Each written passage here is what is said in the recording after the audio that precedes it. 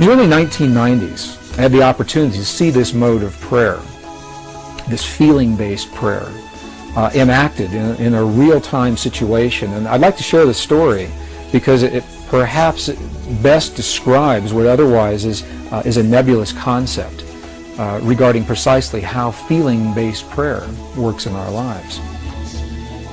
During the 1990s, early 1990s, the desert Southwest was experiencing one of the worst droughts in history.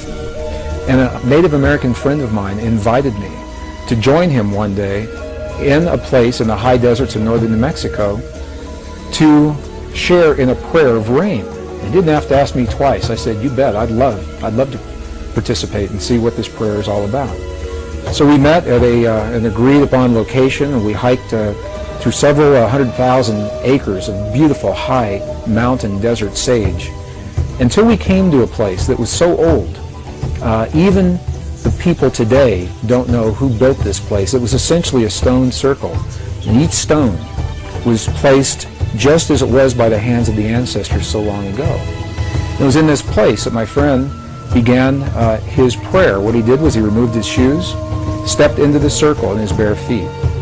He honored all of his ancestors. He simply said, "All of my ancestors, all of my ancestors." Honored the four directions. He turned his back to me, held his hand in a prayer position for just a few seconds. And then he turned around and looked at me and he said, "I'm hungry. Let's go get a bite to eat." And I said, "I thought you were going to share this prayer. I thought you were going to pray for rain."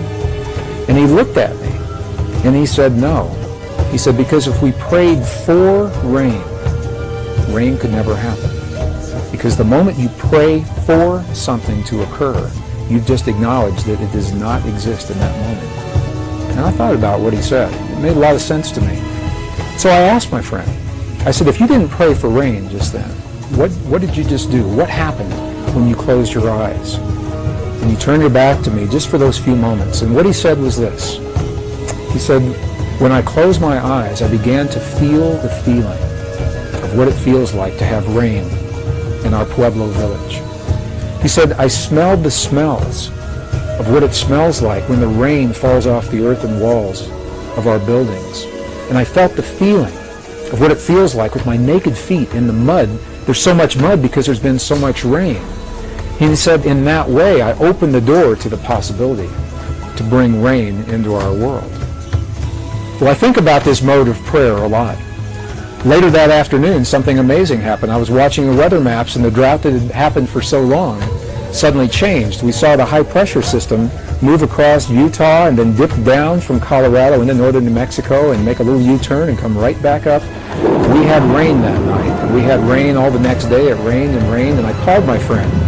And I asked him, I said, "There's so much rain, the valleys are flooding, the roads are flooding. What in the world is going on?" And he was quiet just for a moment, and he said, "That's the part of the prayer." He said, "I never quite figured it out."